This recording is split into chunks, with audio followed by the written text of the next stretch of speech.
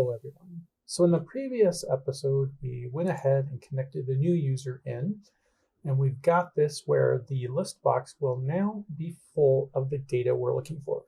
What we need to do now is to get the select user button working. So again, we just double click on select user so that we can get this method opened. And now we need to pull the data from the list box. Now, how do we get that? Well, it turns out that the list box, which begins list box user list, has the ability to tell you what the selected index is. So all we have to do is come up with that selected index. But what is the selected index? It's actually an integer value. So we're going to need an int, and we're just going to call this one index val. And I'm going to say that this is equal to the list box selected index. And just to show you what this will do, let's do a quick message box show. And we'll say selected user is, and then we will add in the index val, and we're going to put this to a string. And now we save this, and when we run the program, after it pops up, we can come over here. I'll select this and hit select user, and it says the selected user is 0. Okay, we can go here. Selected user is 1. So the index is the order that it comes in. Now, this does bring up an interesting question, though. Let me close out of here and restart. What happens if we don't have anything selected and we hit select user? Well, then you see that the selected user is actually -1. So it starts at -1. We'll have to bear that in mind because we're going to have to make sure that the selected index is at least in here when we do our check. You might have seen earlier when I was looking at the IntelliSense that there is another value. So lboxuser.list.selected item actually also exists. Now, what does this one do? So this is going to be the string of what we selected. So we'll do a string selected item is going to be this. And let me get this cast correctly. Okay, there we go. And now if we do a message box show, and we'll just say selected item. I think I spelled everything correctly. So let's run this. And when this comes up now, we just select on this, we hit selected user, and now it's got the name of who we selected. Okay, so you might be wondering, in that case, let me close out of this. Why do we even care about this? Well, as I showed you, if you don't select anything, then it's going to be an item of -1. What happens if we try to get that item back? This is what happens. We can't pull a negative item. So let me stop this here.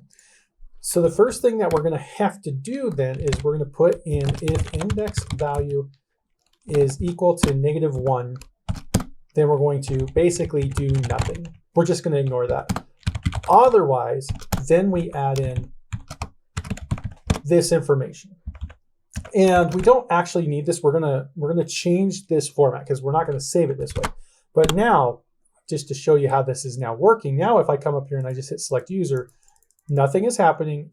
If I come up to here, I can get my name. If I click the next one, I can hit select user, get the other one. And just for fun, I'm just going to add in another one. We'll put George in here. Submit that, program entered, and we're done. So now if we run this again, we've got George as an option, and we can select user, and now George shows up.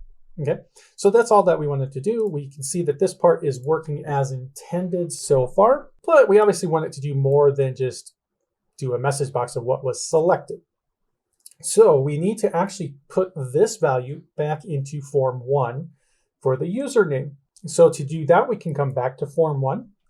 We can come up to here, and we can see that current user is right now this. We can change this also to a public static current user, save that, come back over to here. And instead of using this selected item here, I'll delete this message box. I'll come up to here. We'll take this out, and we'll say form1.selected user. Sorry, it's form1.current user. .username is now this. So once we've done this, we've set that string over. Now we just need to close this form. So this close. But we actually don't want to close it this way. We want this dialog result to be equal to dialog result of, let's call this one yes. The other one was called no, so we'll call this one yes. Now, if we run this, what happens?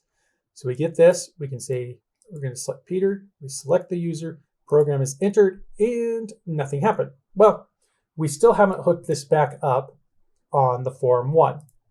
So let's do that really quick now. So we scroll down to here. After this dialog result comes back, it's not going to equal no, so it'll come to here. Now, I am going to actually do another button that will actually let us delete users. So I'm going to add in another if statement here. So else if selected user form dialog result is yes, then we're going to do this. And finally, we're going to need to include another else down here. So we're nesting some if statements. So this means that the user was selected from the form. And heads up, this is going to be the user was selected to be deleted from the form. Okay, this is what we're going to do. So at this point, all we need to do is update the label. So the label welcome, we're going to change the text to the current user username. Let's get the intelligent sentence right. Username. Now, when we save this and run it, we should have the result come back. So if I select me, hit select user, program is entered, and my name appears. We can close out of here. We run it again. We select George, select the user, program entered, and George appears. So now we've got the data passing between the forms. So what's left now is to come back and let's figure out how to delete items. So to delete an item, we're going to need to add another button. I'm just going to put it here in the middle, line it up roughly there. It doesn't have to be exact. We can work on making it look pretty later.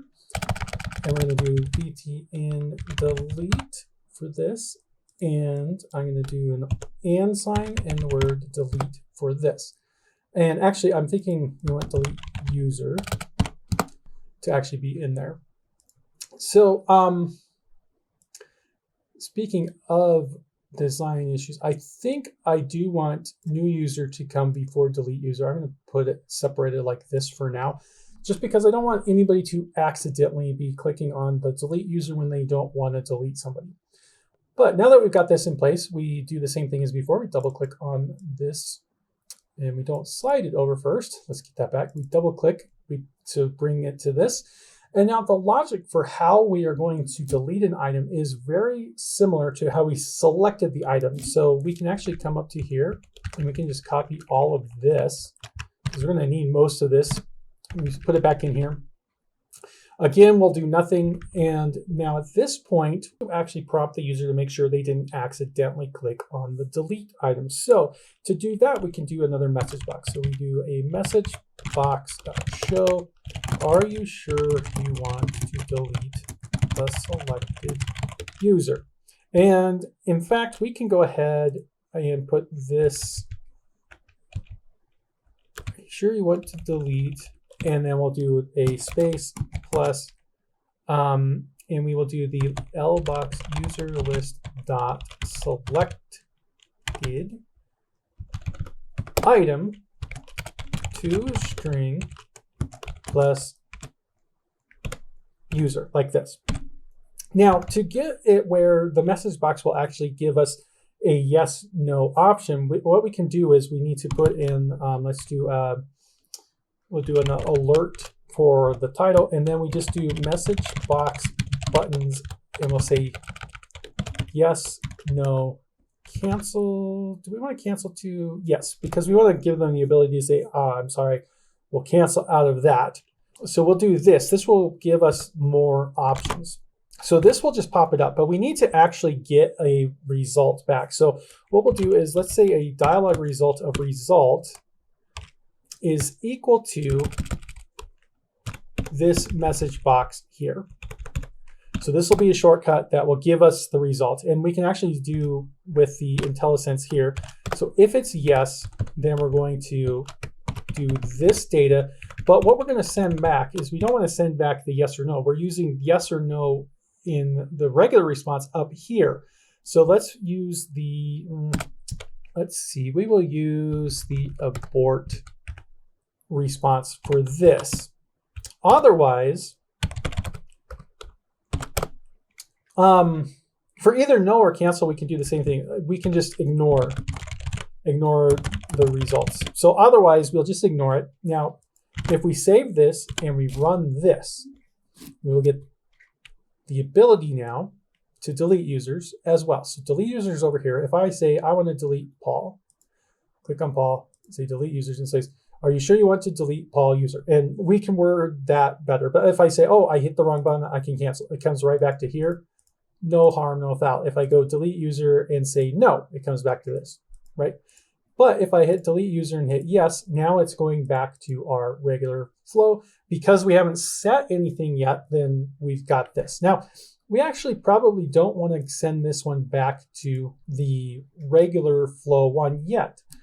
So let me go ahead and delete this out. So what we're going to actually do here is we're going to handle the delete logic within this form, and we won't send this back at all to form 1. We don't need to actually send this back to form 1.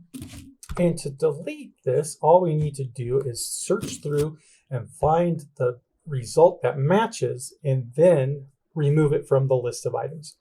So to do that, we just need to do a for int, and of course my tab didn't work with me that time, so for int I is 0, I is less than, and we're going to do the form1 dot all users dot count I plus plus, and I think it filled out the -1, but I think we want the full count for this. So as we loop through this, all we need to do is we need to check if this is what is selected. So we look for if L box user list dot selected item to string is equal to form1 all users dot I dot username. And let me see, it doesn't like this. Maybe we don't need, oh, I have this as the wrong equals. Here we go. So this means we have found the match. And so now that we have the match, we need to notify what this match is. So let's go ahead and come up here and say int matched index is going to be 0. And here we're going to say matched index is equal to I. And actually, for safety, we're going to make this a -1. Match index will be I. And the reason why is because after we're done with this, we want to make sure that we actually did pull back a value. So this for loop will continue. We actually don't need to search any further once we find an item because usernames are unique in here. We made it where you can't have a duplicate username. So as soon as we find it, we can break out of this loop and continue. So now we just need to go if matched index is greater than -1, then we have something to delete. And okay, there. It just took a second to update. I was wondering why that the bracket was having a red squiggly line. So what we're going to delete here, all we have to do is we go to form1.allUsers, and it's going to be remove at parentheses matched index. That is going to remove the item from the list. But this will not yet update anything. So remember, our updated users here, we had to update the list box, we had to go through this code. So let's go ahead and grab this again and come back down here and do this. But to make this work, we have to first clear out the original content. So before we actually get to this, we're going to do the user list items, and we're going to clear them all out. Now we'll save this and run this and see if this works. So if we come up to here, take Paul, delete Paul, say yes, and he's gone. Or is he? Let's go ahead and close out of here, refresh. Paul's still there. Why? because while we can remove them from the list, we didn't actually save this list. And I hit the wrong button. Let me stop that. We didn't actually save this list to the file. But before I do that, remember how we copied this. I don't like copying code and pasting it in when it's the exact same thing. Whenever I do that, that's telling me I can make a function out of this. So let me copy this one more time. And what I'm going to do is actually come up here, and we're going to make a public, and we'll say update list box. It doesn't need any parameters because we're going to pass that in. And we'll copy this in for our updating of the list box. This is saying it needs something. The method must have a return type. Oh yeah, sorry, I forgot. This public void update list box. And what we can do there is we can actually take this code out because now it exists as a function. We just say update list box. So we'll do that when we first come in. And then when we come down here, we can take this code out from here. And let me clean this. Okay, actually, okay, and it's good that I saw this because I actually want to put this inside here. We'll do update list box because it needs to be part of this matched if. If it doesn't match, we don't want it to update the list box. The list box is fine to just stay as it was if there is an error somehow in this. So we can just ignore that part. So this will update the list box, so we don't have to worry about that. Now, the same thing that I just did here, moving this stuff into a function, will apply because we have the ability back in form 1 to save items, and that should be right here. No, this is where we split it out. So saving it was done in create user. Yes, we want to use this as its own function. So I will just copy this part from here because this is going to be what we send this out. So we'll come down here and we'll just do a public void save updated username. We'll do the void save updated usernames, and then we will paste that into here.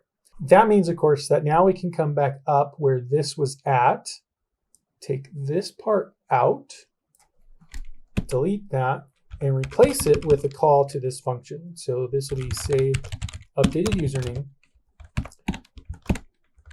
Save that. And now we'll be able to call this from other places. Of course, one issue is that this function is not accessible from the select users. So we can't actually save this yet. So for example, if I come here and do form1.save updated, you can see it's not available in here. So what happens if we come back over here and instead of a public void, we say internal static void? Does this solve the issue? Well, there's a bit of a problem because now you can see that the base path here is not null. So if we wanted to use this, we would have to go ahead and update these to be public static as well. And I don't mind doing that this time around. Public static and the separators here, public static, because I can find use for these globals that we're using in all of them. I don't think I'll need the continue program in any other function yet. So let's go down here and see. But save data, we need to also make into a valid function. So if we come back to save data, we can make this an internal static string on there. So with those updates, now we should be able to do form1 dot, and you can see right here, save updated username. So we'll put that in, save this, and now we should have what we need. So let's go ahead and run this. We come over here, we'll take Paul, we will delete the user, we'll say, yes, Paul's gone. Let's go ahead and close out from here. We'll run it again, and now you can see Paul is completely gone. So we're done, right? Well, almost. We're almost done. There is one slight issue, which doesn't actually matter for what we're doing with the users, but I intentionally set the users up with an ID, and I also set it up where the username has to be unique. Now, normally you don't have to do that because you only need one field that is required to be unique, and that's going to be your index field that you're going to base everything else off of. So we can actually use the username directly for that. But why did I include the username, and why is this in here the way it is? See, the problem is right now, if you create another user, we're going to end up with a duplicate ID. So let me show you. I'm going to run this now.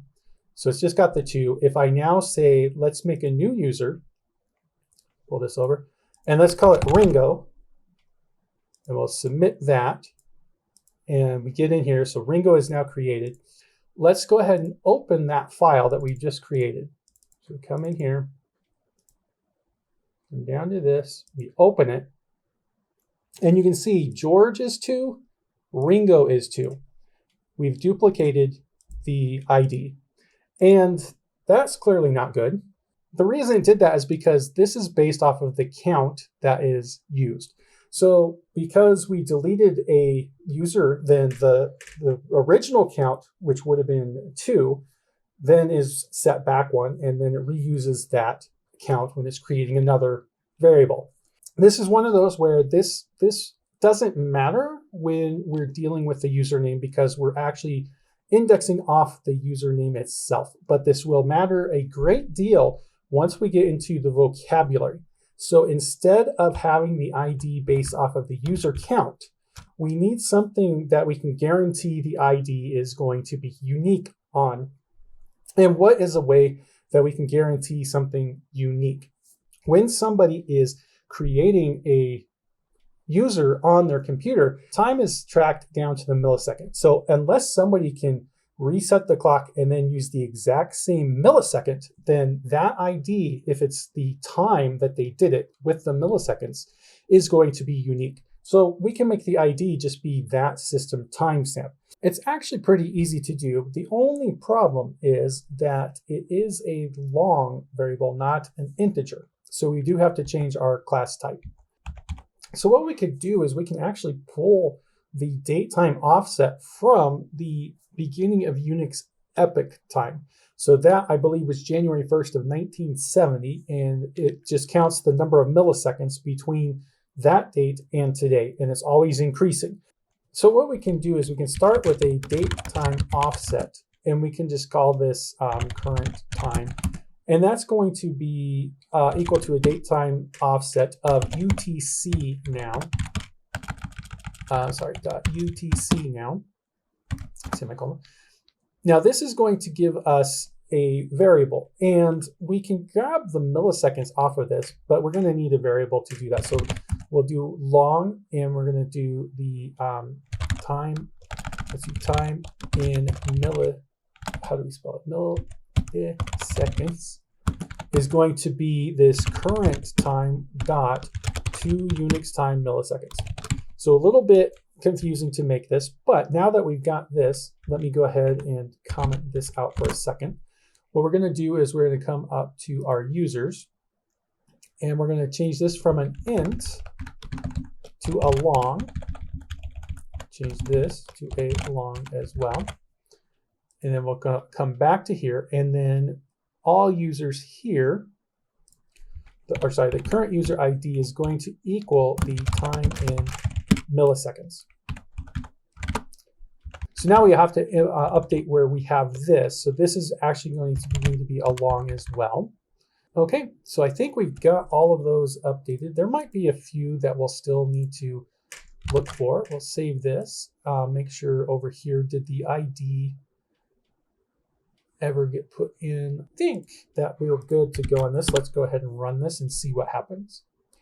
So with the old ones that we've already added in, it's not going to matter. Let's go ahead and delete a couple of users here. We'll actually go ahead and delete all of them. And then I'm going to create a new user. And this new user will be me. We'll submit that. Hit OK.